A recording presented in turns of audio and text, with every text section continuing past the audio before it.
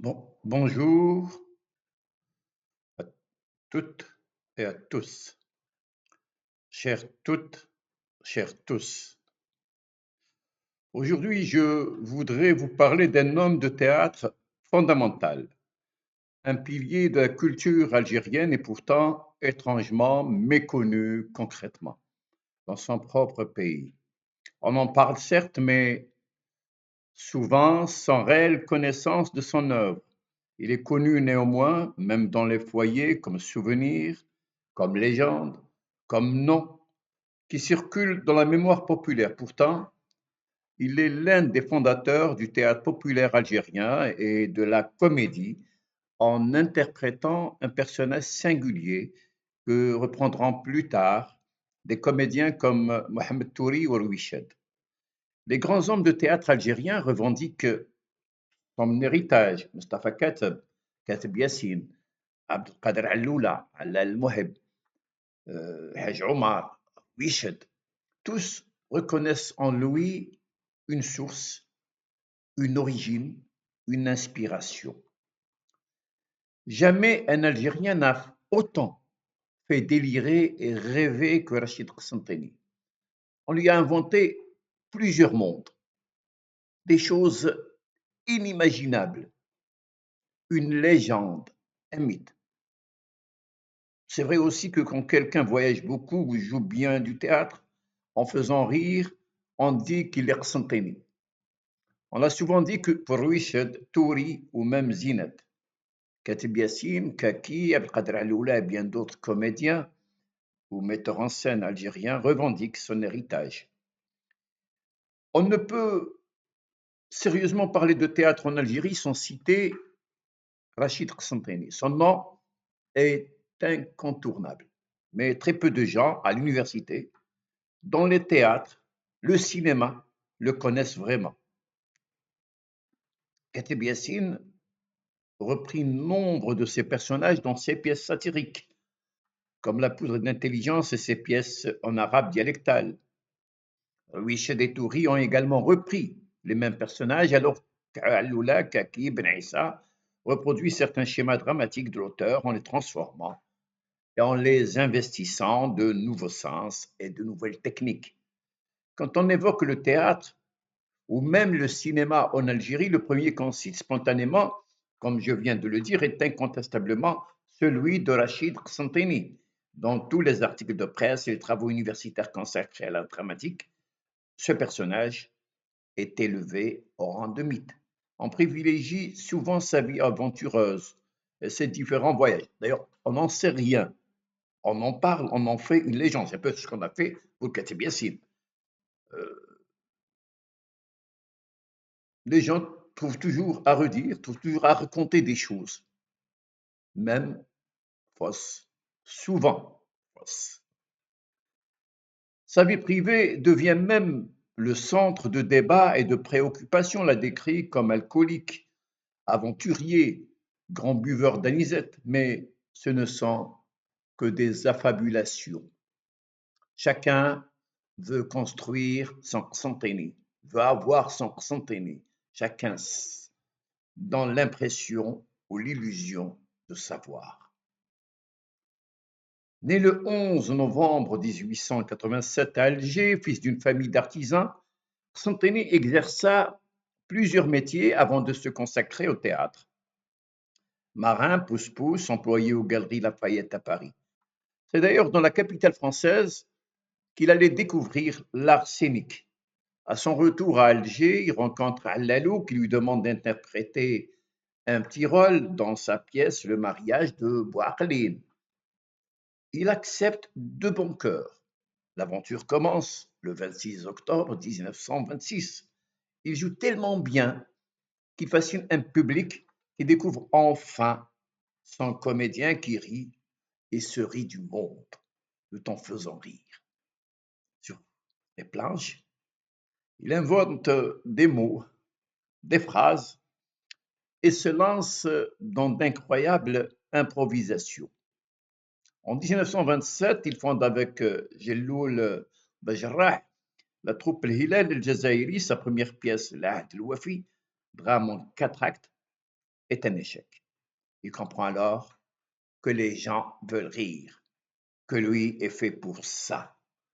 Déçu, il arrête un temps le théâtre, mais il revient avec le mariage de Boborma, comédie burlesque en 3 actes jouée en 1928 à l'Opéra d'Alger, l'actuel TNA, l'actuel théâtre d'Alger. Le succès est immense. Depuis cette pièce, le Nodok Santeni domine la scène dramatique algérienne. Son répertoire est estimé à une cinquantaine de pièces et 600 chansons. Ces personnages viennent des milieux religieux et marginaux. Faux-dévots, Mufti Cupide, Kadidio, ivrogne, fumeur de kiff. Sa verve satirique est légendaire. Ses chansons sont satiriques. Il peint sans complaisance les travers de la société algérienne. Il reprend, bien entendu, également des éléments du conte populaire, qu'on retrouve d'ailleurs dans tous ces textes. Même parfois, la structure de la représentation ou la présentation, comme vous voulez. Il Contrairement à Bechtarzi, son discours n'est pas moralisateur. Il fait voir et désigne au rire des personnages et des situations cocasses et burlesques. Santeni s'attaquait à l'obscurantisme, aux bourgeois et aux cadis véreux.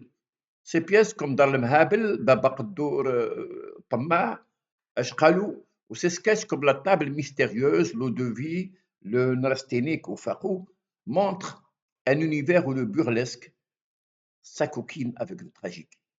Le réalisme n'exclut pas la poésie. Le vraisemblable côtoie l'invraisemblable. Le mythe piège le réel. L'histoire est reprise dans le sens de l'imagerie populaire. Sa technique d'écriture proche de la commedia dell'arte, mais sans être la commedia dell'arte. La commedia dell'arte, c'est une comédie improvisée italienne du XVIe siècle qui appartient à une société particulière. Ce que fait Santini est singulier. Il part des éléments de la culture populaire algérienne. Sa technique donc d'écriture proche de la commedia dell'arte repose sur un canevas simple. Tout se fait et se défait sur scène. L'improvisation y occupe une grande place. Chaque spectacle devient une nouvelle pièce. Pour Santini, tout réside dans le jeu. Le texte n'est qu'un support. Son théâtre n'était pas explicitement politique, mais il devenait politique par la réception du public. Bachir Haji Ali, poète et militant politique, écrivait que le théâtre d'Orsentini était une étape de la révolte sentimentale, un instrument d'éveil des masses. Les spectateurs détournaient le sens premier et faisaient de ces textes l'équivalent de tracts politiques. Rachid Orsentini a marqué profondément le jeu dramatique en Algérie. Touri, Rouiched, Kouiret, Zinat et Sirat ont repris certains de ses traits avec sa compagne Marie-Susanne. Il avance rire en bandoulière, rit de ceux qui ont fait de lui une légende de pacotille et rit de l'image qu'on a créée de lui. Mais il reste le grand comédien qui interprète à merveille les situations comiques, l'un des fondateurs du théâtre populaire algérien. Il reste, et là je reprends, le grand comédien, l'unique, j'allais dire, avec, parce qu'en parlant de Santini, je ne peux pas ne pas rire parce que j'imagine son jeu, si j'imagine ces pièces que j'ai eu à lire d'ailleurs, un certain nombre qui sont restées, d'autres on les a perdues pour de bon. Mais il reste donc, comme je l'ai dit, le grand comédien qui interprète à merveille les situations comiques, l'un des fondateurs du théâtre populaire algérien. C'est pour cette raison qu'il est revendiqué par de grands hommes de théâtre comme Kateb, euh, Haj Omar, Aloula et bien d'autres. Mes amis, Souvenons-nous de Rachid Qsantini. Derrière le rire, il y avait une conscience, une improvisation géniale, une mémoire vivante. Il est temps de rire, mais aussi et surtout de le redécouvrir, de le transmettre, de lui rendre la place qu'il mérite dans notre histoire culturelle.